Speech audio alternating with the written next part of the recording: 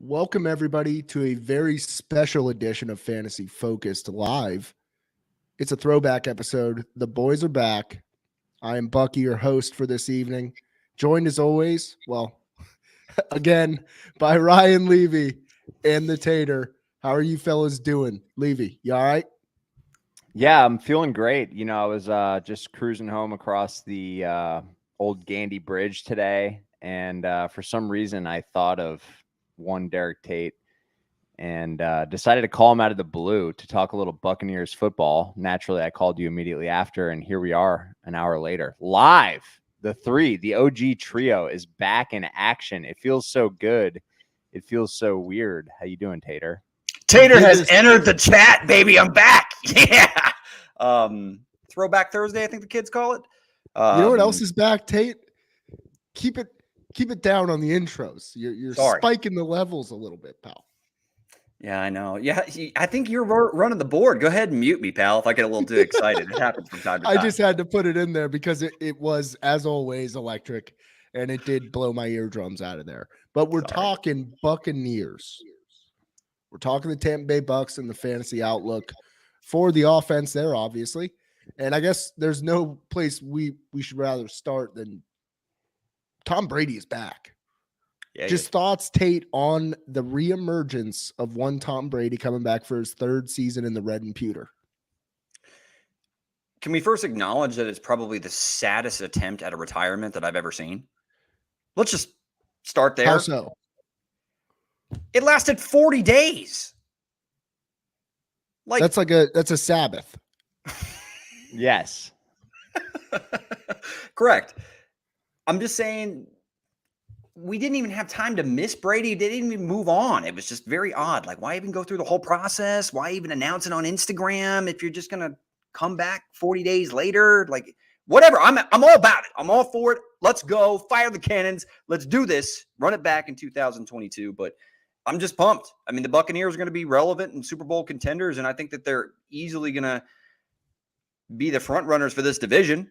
And really, we got to get through Green Bay and Los Angeles are the only two teams that really scare me unless something gets really shaken up in the draft. So I'm pumped. Right. Yeah, let's go. Hey, you know what's funny is you say I never even had the chance to miss Tom Brady. What was the deal with 3 straight days of phone calls when you were crying with the cold shower water running all over you? You know, I really did not know I was going to have to disclose that publicly on a live show. So, Buck, you know, thank you. I tried to FaceTime you during that too, and you rejected it. So, I mean, you made me go audio only, cold, crying. It was tough, man.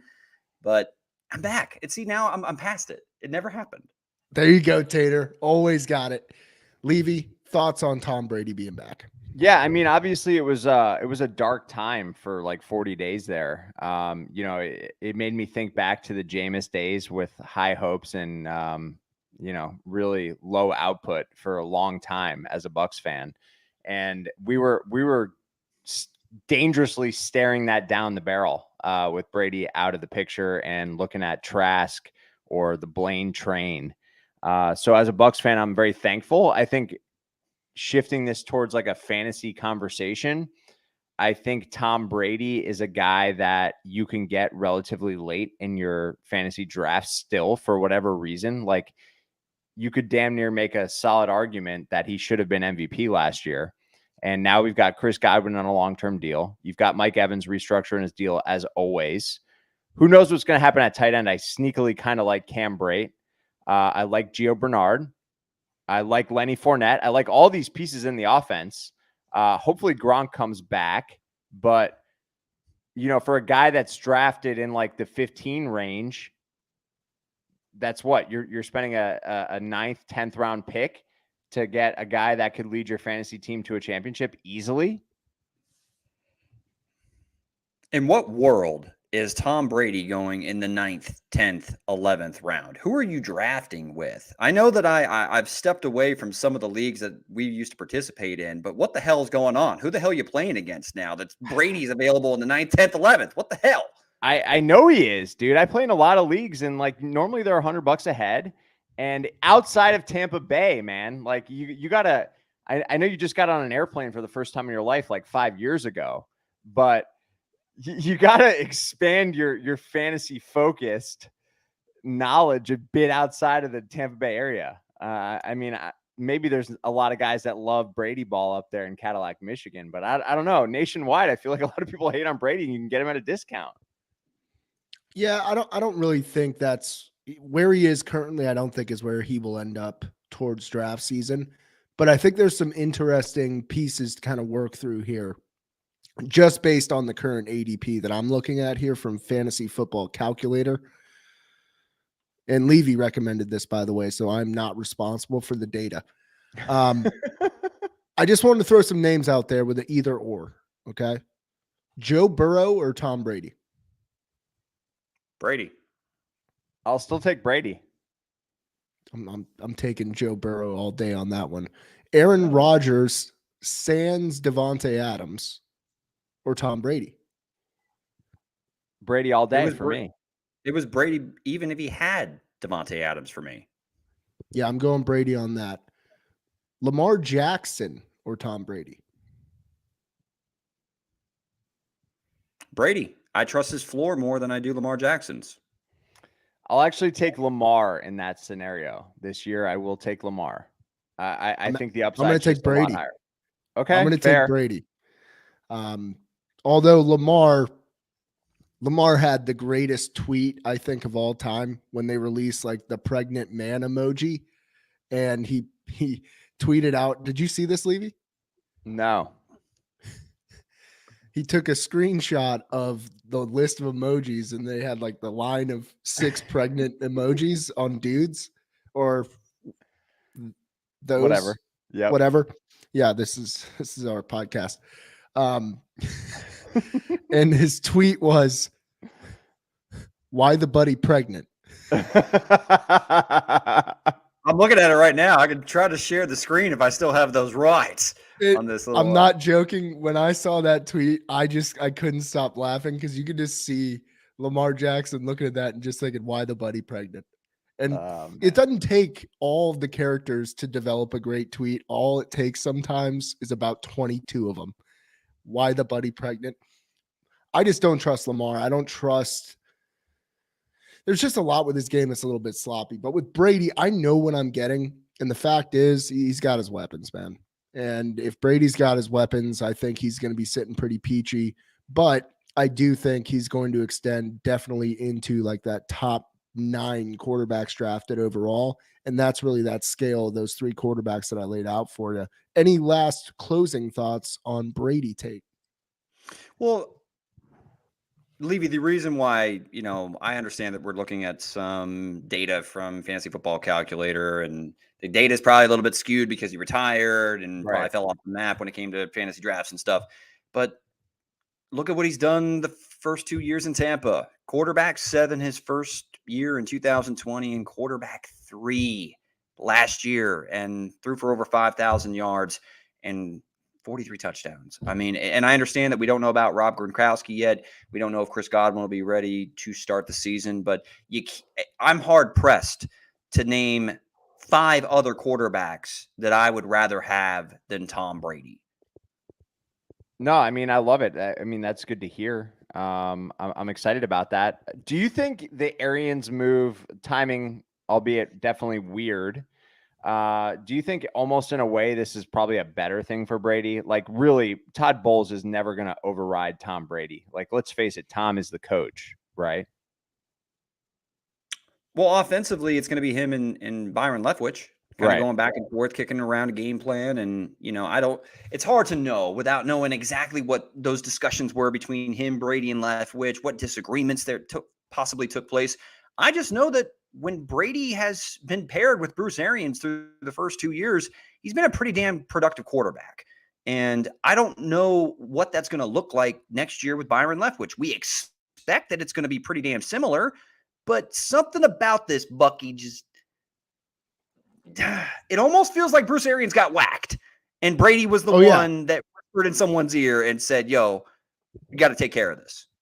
Oh, Tommy and the boys are back behind the limo or the Lincoln Town car pitch black, foggy, and they're digging up a hole and they're getting a very large black plastic bag out of that trunk and burying that thing deep under the ground.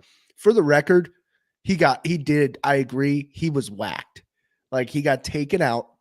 And I will say this, though, aside from Brian Dable, I think I would rather have Brady calling my offense and designing the scheme than any other offensive coordinator in the league.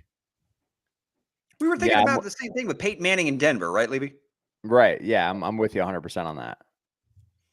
So while I think it's messed up, though, how it all kind of played out with Bruce Arians and Tom Brady. But ultimately, we do expect kind of more of the same when it comes to the weapons. But look, is there any concern, Levy, with Rob Gronkowski? Like, kind of basically coming out and saying he's a little uncertain about whether he's coming back to the gridiron in 2022.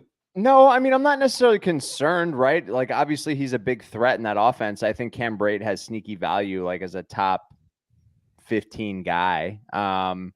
But I do think they lean a little bit heavier on the run this year. I like Lenny Fournette as a top 12 running back for sure.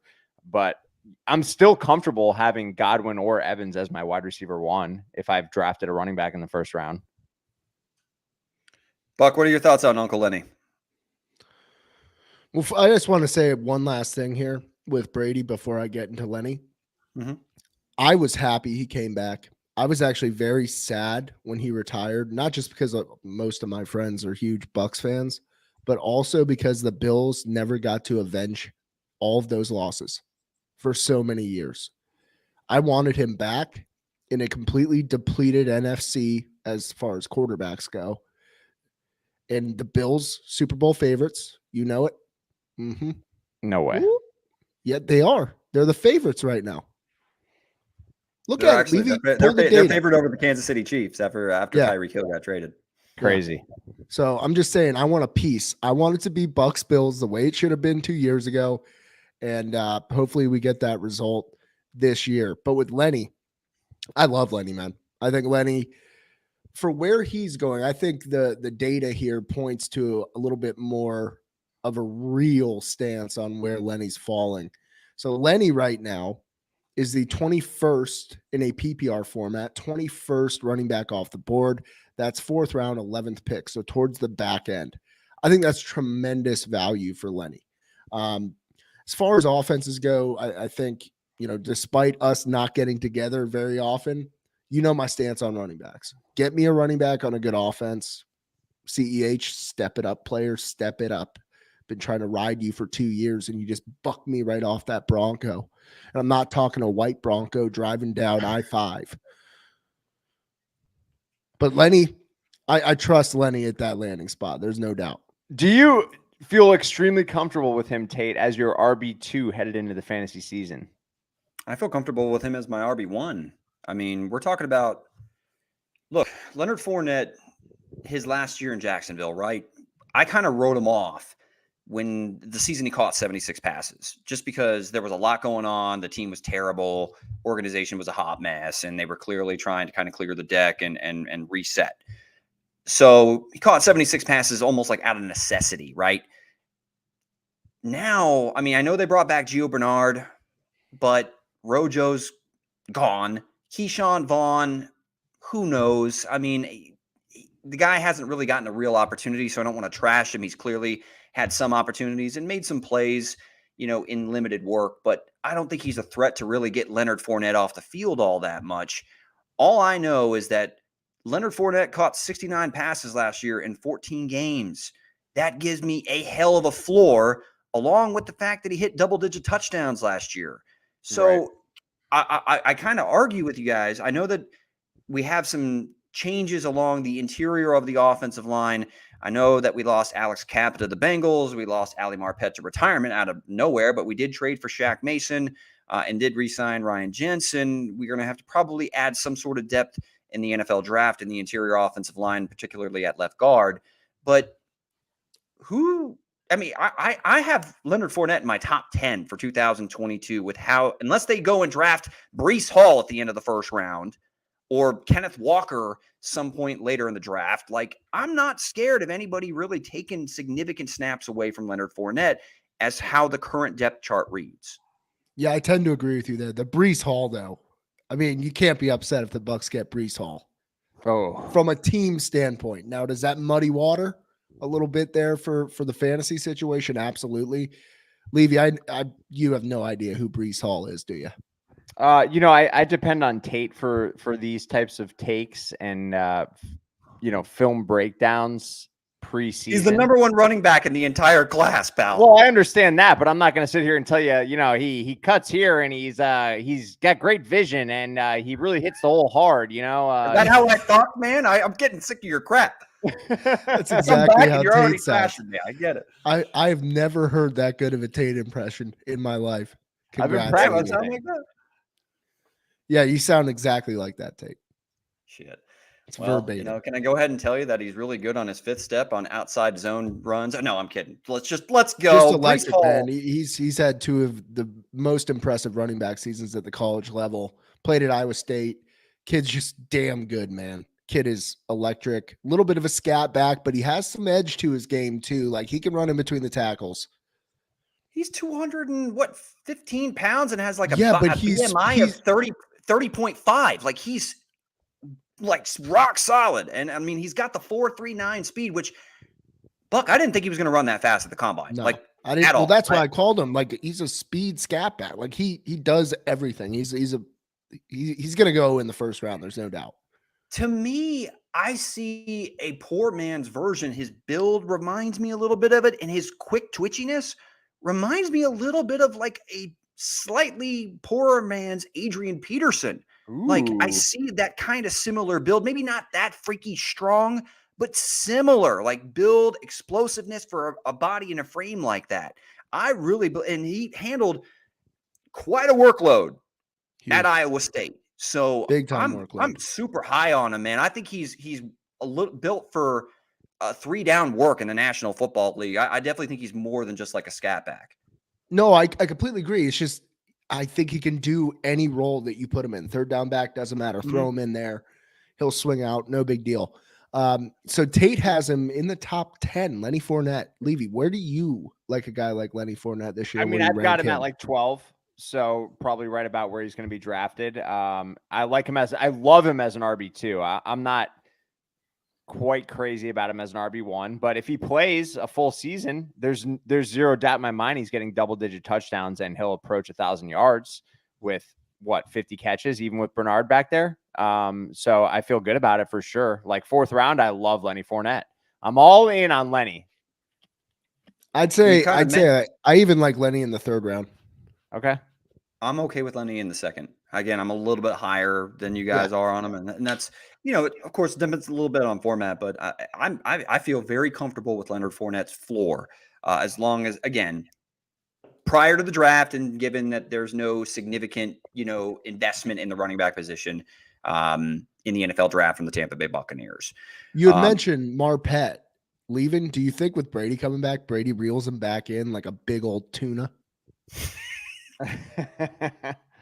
I don't know, man. I know that Brady's kind of bionic and is still in pretty damn good shape, but that's a big tuna to try to reel back in. If Marpet made up his mind, I hope he does, because Marpet's a hell of a player and has had a great career as a Buccaneer. How old is he? 30, 31? He's pretty young. 30. I think he's 30.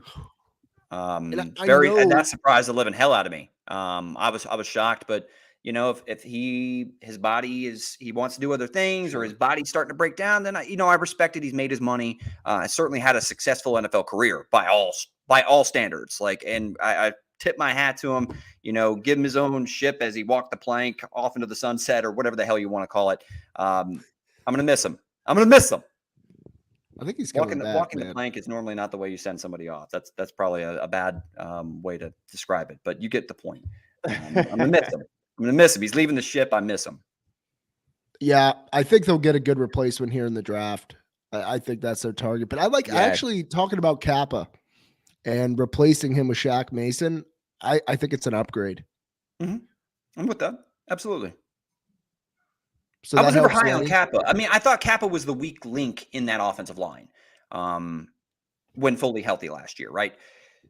So the Bengals overpaid for him. I like the fact that the Buccaneers did not try to go pay market value for Alex Kappa. He's not worth it to me. I mean, good luck in Cincinnati. Thank you for being a Buccaneer. But, I think that we did get an upgrade, Buck, in Shaq Mason. Who do you guys want to talk next here? Mikey Evans?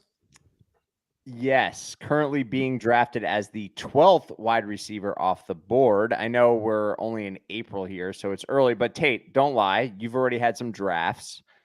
Where are you willing to take Mike Evans? I don't see why you wouldn't feel comfortable with him in the third round. Like a low-end wide receiver 1 if you go running back early. Or excuse me, a low-end wide receiver 1 or high-end wide receiver number 2. A third round feels like the sweet spot for him in a 12-team league.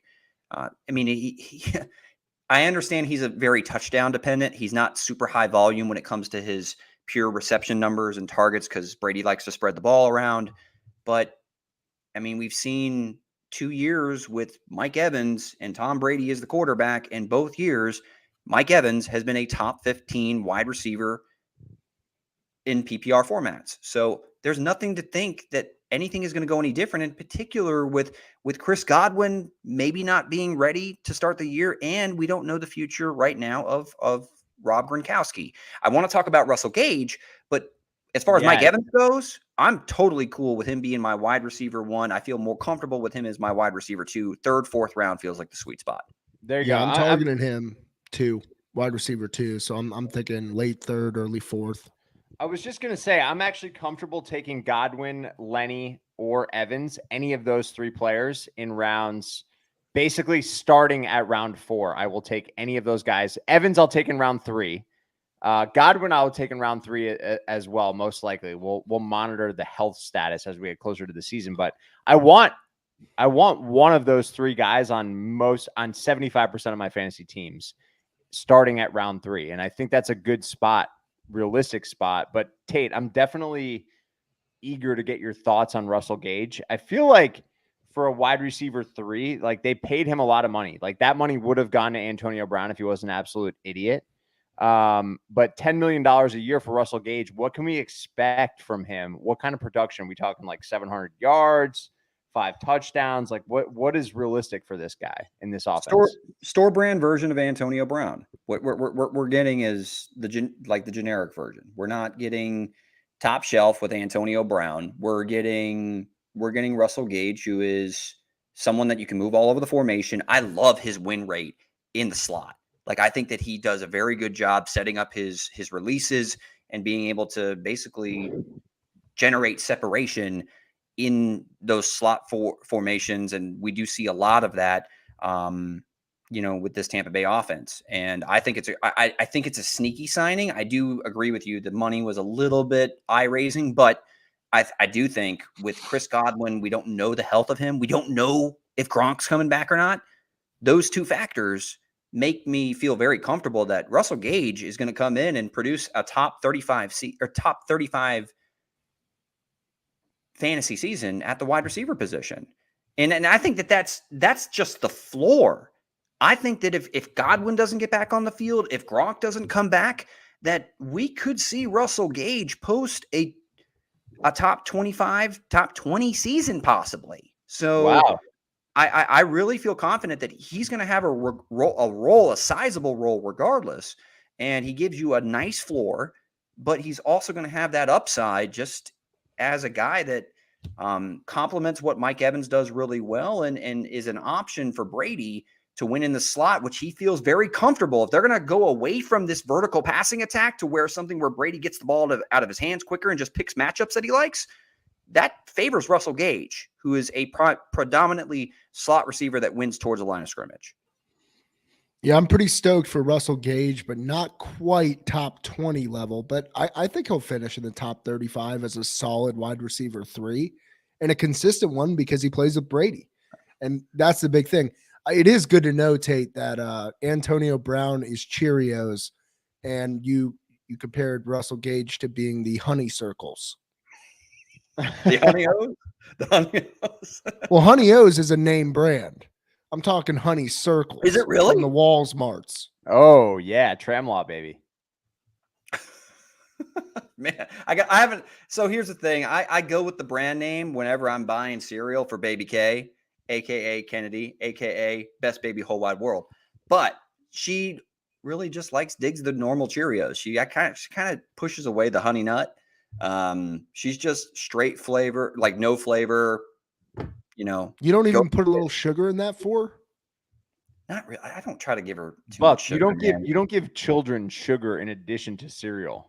You should have seen me the other weekend at Shakes' place where there's like 3 families staying there. I was just loading the kids up with Welch's fruit snacks. Oh, nice. Were you eating like You're a jerk. Toast Crunch too? Did you get down on the kids cereal? No, I don't. No. I eat multi-grain Cheerios. It's the only cereal I eat. It's really weird. From a parent's perspective, that's a not cool move. Let's just put it that way. Not cool. Yes.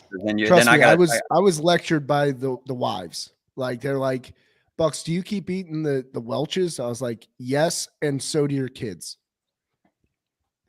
I love it. We ran out of Welch's really quick. Tate, isn't it interesting to see Bucky like a couple years later after you've been off the mic with him? Like he looks all professional. He's got like this spotlight on him, just like glowing in the picture frame as he sips his whiskey. It was a hard day today. It's nice to see that the game has evolved, and Buck's presence. He's glowing. He's got the spotlight on him, and he's sipping whiskey. He's just a seasoned vet now. He's not slamming the bush lights. On this cast, glow. he got it together, and it had a rough day, so he's going to the whiskey. Like it's a thing of beauty, man. It almost brings a tear to my eye. I brought it down for you boys. I don't want to shine too bright. Russell Gage, hat on. It's Masters opening day, Buck.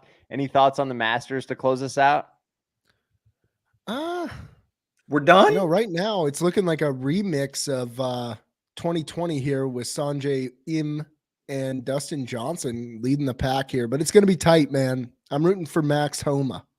Ooh, he's man of the people. He's a great follow on Instagram. I like my social medias. Funny guy. I love the Masters. I love Harold Varner III. He's wearing the old school, I think Jordan 9s, I want to say, maybe Jordan 8s. They look great. They look fantastic. Who's a great follow on social media too? Lamar Jackson. Why the buddy pregnant? Why the buddy pregnant, Levy? I love it. Get with it, dude. All right. Anything else, gentlemen? Tate, it was great to see you. It was really good to see you. I'm honored. I'm not going to say anything sarcastic about you crying. No, I was waiting, man. I was kind of waiting for it, but I'm flattered, man. I missed your hairline touching the top of the frame. It's good to see that again. Someone getting the hang time to get up there. But look forward to taking your money in fantasy football per usual, and good to be back. You gave me the 101 for Aaron Rodgers. I don't know, man. I'm taking Breece Hall and taking that to the bank, buddy. I'm going all in, Tater. Good luck. All right. We'll go ahead and wrap it up. Thanks, everybody, for joining here on the Fantasy Focused YouTube channel. This has been Fantasy Focused Live Special Edition, reporting on the Tampa Bay Buccaneers, and also a lot of good side chatter. Tater, again, thank you for coming on. Levy, I couldn't see your face the whole time, so thanks for being here. Good to see you. Love you guys.